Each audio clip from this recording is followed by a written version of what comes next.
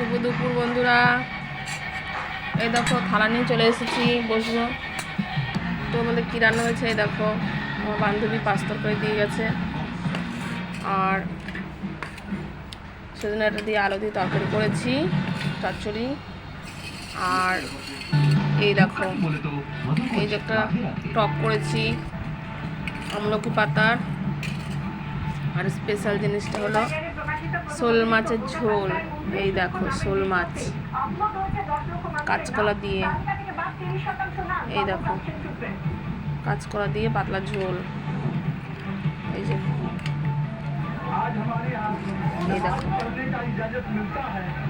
বুঝছো, পাতলা ঝোল করেছি এরকম, তেল কম দিয়ে মশলা কম দিয়ে। এই যে